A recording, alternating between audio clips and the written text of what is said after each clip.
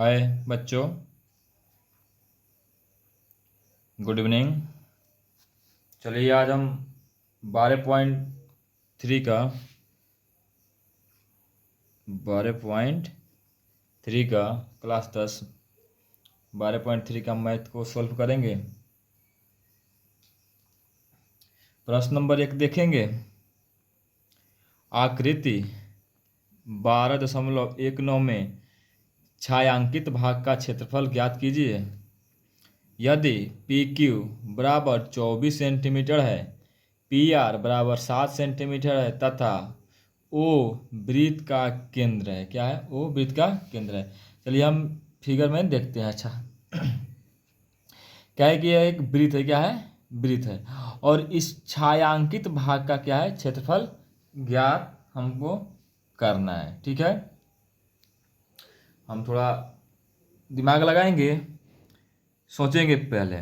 ठीक है, वीडियो को पॉज करके खुद थोड़ा सोचिए इसमें क्या कर सकते हैं। ठीक है, इसमें हमें दिखाई दे रहा है कि जो ये अर्धवृत्त है, क्या एक अर्धवृत्त है? नहीं, अर्धवृत्त है और छायांकित भाग का क्षेत्रफल ज्ञात करना है।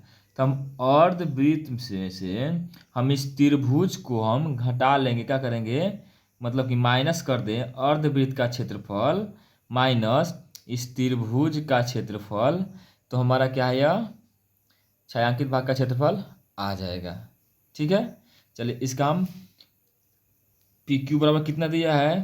पी क्यू यानी कि इसका मान दिया है 24 सेंटीमीटर। ठीक है, पी आर का मान दिया हम लोग को 7 सेंटीमीटर। ठीक है, ठीक है।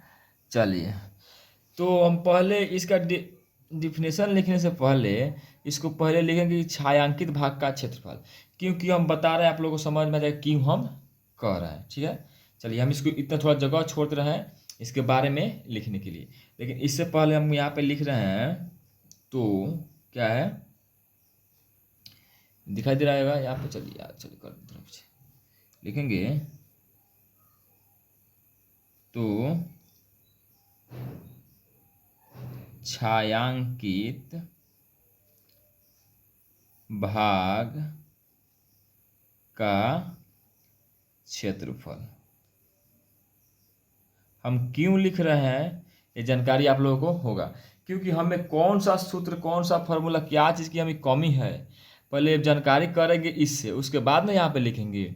हम करते हैं यहाँ पे कि अर्धवृत्त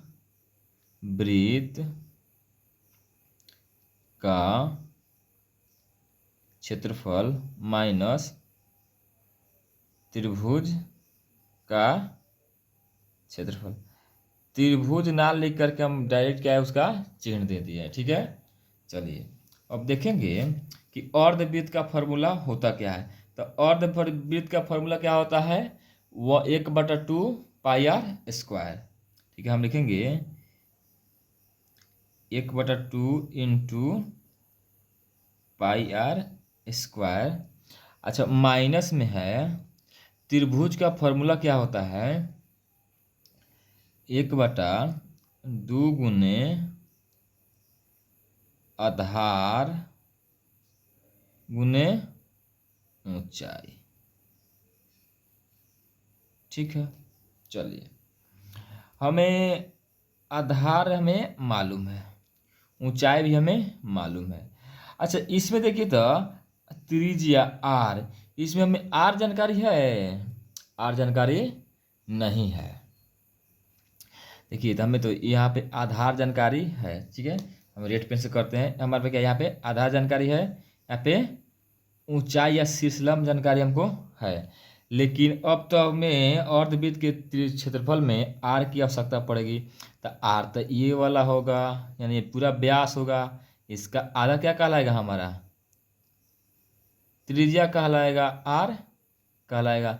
तो आर तो हमें निकालना पड़ेगा। वहीं इसीलिए हम यहाँ पे नहीं लिखे हैं कि हम आर कहाँ से लिखेंगे, जब तक हम यहाँ पे लिख ले छायांकित भाग का क्षेत्रफल, इसमें क्या चीज़ की आवश्यकता पड़ रही है उसको निकालना पड़ेगा ना। इसलिए क्या है कि अब पहले हम इसको यहाँ पे नहीं लिख करके हम नीचे लिखे हैं। अब जानकारी होगी हमको आर निकालना है। अगर पहले ही जानकारी होता कि आर नहीं निकालना तो हम क्या वहीं पे लिख देते नहीं। चलिए अब हम आर निकालते हैं। अब देखिए आर निकलेगा क्या है, इसका त्रिज्या हम किस प्रकार निकालेंगे। चलिए हम देखते हैं क्लास 9th में हमने एक थ्योरम पढ़ा है कि अगर अर्धवृत्त पर कोई भी त्रिज्या है वह राइट एंगल बनता है। क्या है, 90 डिग्री का मतलब कि कोण में क्या है उसका त्रिभुज बनता है। राइट एंगल मतलब कि बनता है। ठीक है, हम लिखेंगे यहाँ पे रेड पेन से लिख देते हैं कि हम जानते हैं कि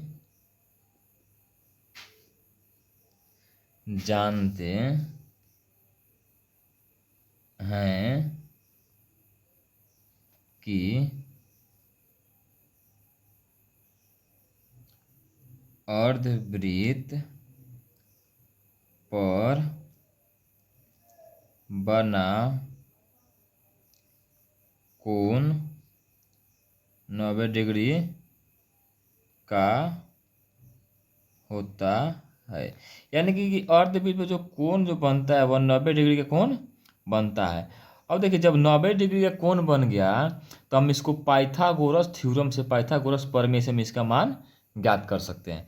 पाइथागोरस यानी कि लंब का स्क्वायर प्लस आधार का स्क्वायर इक्वल टू कर्ण का स्क्वायर। इससे क्या करेंगे, अब इसका आर हम निकाल सकते हैं। पहले पूरा का कर्ण का मान निकालेंगे और जब कर्ण का मान निकल जाएगा इस व्यास हो जाएगा, उसके बाद आधा कर देंगे, उससे क्या हो जाएगा हमारा त्रिज्या हो जाएगा। चलिए तो अब लिखते हैं, अब तो पाइथागोरस प्रमेय से, क्या है, पाइथागोरस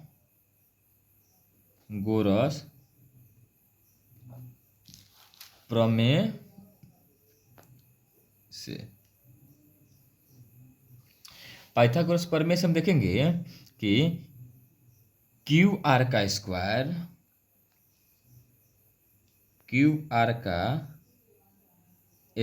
बराबर हो जाएगा हम लोग का पी क्यू का स्क्वायर यानी कि लंब का स्क्वायर प्लस पी आर का स्क्वायर यानी आधार का स्क्वायर। ठीक है, देखेंगे क्यू आर का स्क्वायर बराबर हम 7 का स्क्वायर करेंगे, 24 का स्क्वायर करेंगे तो कितना हो जाएगा हम लोग को 576 प्लस 7 का स्क्वायर करेंगे तो 49 हो जाएगा। क्यू आर बराबर इसको जोड़ेंगे, स्क्वायर करेंगे अभी तो 625 हो रहा है। ठीक है, अब क्यू आर इक्वल टू क्या हो जाएगा हम लोग को 25, क्या हो जाएगा क्यू आर इक्वल टू क्या हो जाएगा 25। जब क्यू आर 25 आ गया, ये पूरा का मान कितना आ गया 25 आ गया, तो अर्धवृत्त का त्रिज्या कितना हो जाएगा, तो लिखेंगे तो अर्धवृत्त का त्रिज्या आर इक्वल टू क्या हो जाएगा 25/2 सेंटीमीटर। ठीक है, चलिए ठीक है, अब हमें आर जानकारी हो गया।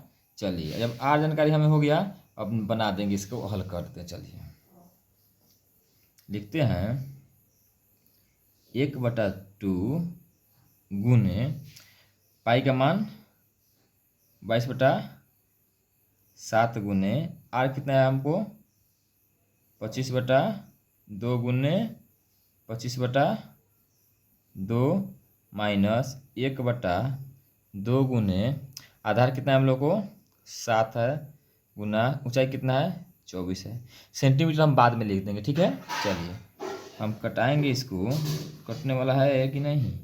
देखिए 2 से 11 मतलब में कटा 12 हो गया। चलिए हम गुना करेंगे 11 गुने 25 में गुना करेंगे 25 से तो क्या हो जाएगा 625 बटा कितना हो जाएगा 2 दूना 4, 4 7 28 माइनस, अब गुना करेंगे तो कितना हो जाएगा हमारा, ये हो जाएगा हमारा 7 12 से 84। ठीक है, चलिए हम गुना करेंगे इसमें से इससे, तो 11 पचे 55 के 5 11 5 55 की 5 हाथ में 5 11 दूना 22 गो 11 25 55 हाथ में 11 दूना 22 5 27 11 दूना 22 5 27 आ 11 6 66 2 68 बटा 28 माइनस 84। ठीक है, हम बनाएंगे बटा बटा के घटाव कर देंगे।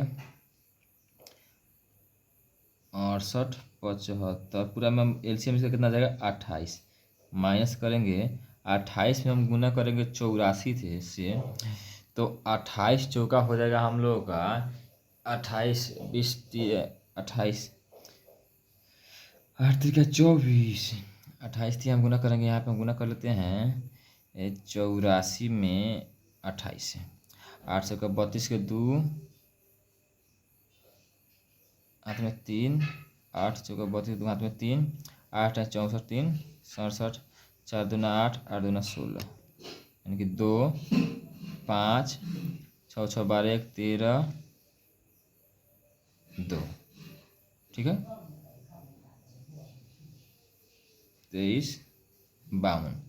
इसको हम घटाएंगे तो 5 में 2 गया 3 5 में 2 गया 3 7 में 5 गया 2 8 में 3 गया 5 6 में 2 गया 4 यानी 45 23 28 सेंटीमीटर स्क्वायर क्या हो गया हमारा छायांकित भाग का क्षेत्रफल आ गया। ठीक है, तो इसको हम पहले क्या करेंगे, इसको हम फिगर को देखेंगे। फिगर को देखने के बाद थोड़ा हम वीडियो को पॉज करेंगे। पॉज करने के बाद क्या करेंगे, इसको हम थोड़ा समझेंगे और उसके बाद इसको बनाएंगे। चलिए हम 2 नंबर क्वेश्चन को देखते हैं। चलिए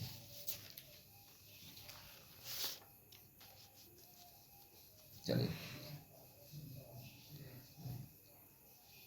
2 नंबर क्वेश्चन कह रहा है कि आकृति 12.20 में छायांकित भाग का क्षेत्रफल ज्ञात कीजिए यदि केंद्र 0 वाले 2 समकेंद्रीय त्रिवृत्तों की त्रिज्याएं क्रमशः इतना इतना है, तो इसका क्या है कि AOC 40 है, तो छायांकित भाग का क्षेत्रफल ज्ञात करना। चलिए कोई बात नहीं, अब पहले समझेंगे हम क्या है कि समकेंद्रीय वृत्त किसे कहते हैं, यानी कि एक ही केंद्र से 2 वृत्तों से क्या कहते हैं समकेंद्रीय वृत्त कहते हैं। ठीक है, चलिए इसको देखेंगे कि इसका जो बड़ा जो त्रिज्या है बड़ा, ये जो बड़ा है बड़ा यहाँ से यहाँ तक क्या कहलाएगा बड़ा, इसका कितना है 14 सेंटीमीटर है। आज छोटा वाला क्या है 7 सेंटीमीटर है। ठीक है ना, ये हो गया 7 सेंटीमीटर। ये समझना कि यहाँ से यहाँ तक का क्या है 14 है और यहाँ से यहाँ तक 7 है। ठीक है, समझ में आ गया होगा। चलिए हम लिखेंगे यहाँ पे कि तो छायांकित भाग का क्षेत्रफल। ठीक है, अब देखिए छायांकित भाग का क्षेत्रफल, इस छायांकित भाग का क्षेत्रफल हमको निकालना है, तो हम थोड़ा दिमाग लगाएंगे, वीडियो पॉज करके सोचेंगे। ठीक है, कि देख रहे हैं ये वाला बड़ा त्रिज्यखंड है बड़ा, और ये वाला छोटा त्रिज्यखंड है। ठीक है, तो हम कहेंगे कि बड़े त्रिज्यखंड का क्षेत्रफल माइनस छोटे त्रिज्यखंड का क्षेत्रफल कर देंगे। बड़ा त्रिज्यखंड के क्षेत्रफल में से हम छोटा को घटा देंगे तो ये वाला अपने आप निकल जाएगा। नहीं तो लिखेंगे बड़े त्रिज्यखंड का क्षेत्रफल माइनस छोटे त्रिज्यखंड का क्षेत्रफल। ठीक है, यहाँ पे लिखेंगे हम थीटा बटा 360 पाई आर। अच्छा, बड़ा वाला में क्या करते हैं बड़ा आर देते क्या है बड़ा आर स्क्वायर माइनस छोटा वाला को छोटा कर देंगे। ठीक है ना, क्योंकि आर तो 2 है, थीटा तो एक ही ना है, थीटा क्या है दोनों में एक ही है, तो थीटा बटा 360 पाई छोटा आर का स्क्वायर। ठीक है, हम देखेंगे इसमें कॉमन है, हमको थीटा बटा 360 पाई इसमें कॉमन आ रहा है नहीं।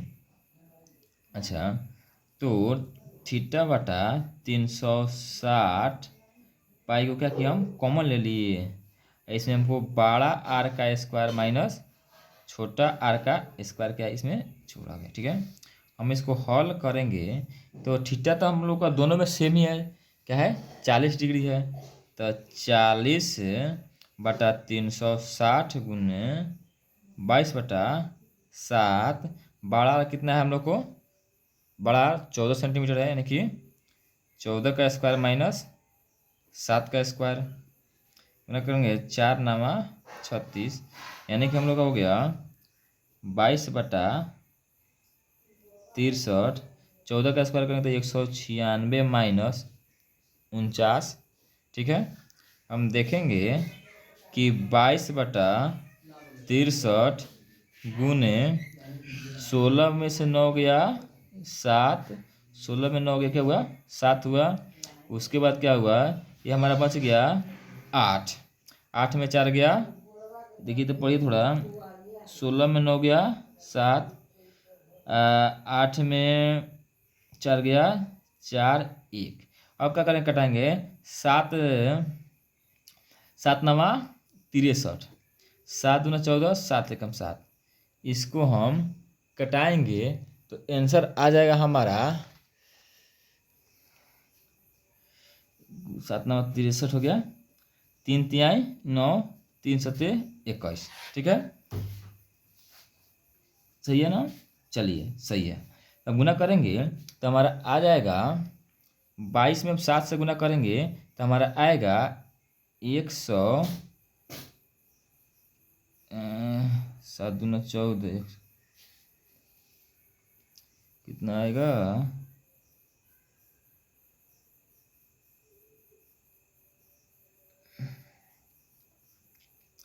22 बटा 63। ठीक है, कोई गलती तो नहीं ना हो रहा है।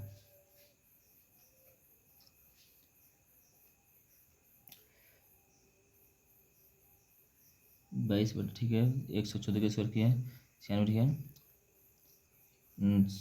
7 नामा 63, 7 दूना 14, 7 21, 3 3 9, 3 7 21, गुना करेंगे तो 7 दूना 14, 7 14 15 बटा 3। ठीक है, अच्छा इसका आंसर कितना आया है, ठीक है 154 बटा 3 आंसर आ गया। ठीक है, अब इसको क्या करेंगे, हम लिख देंगे, डेफिनेशन लिखेंगे कि बड़े त्रिज्या खंड का त्रिज्या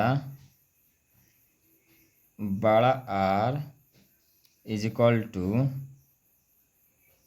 14 सेंटीमीटर। ठीक है, छोटे त्रिज्या खंड का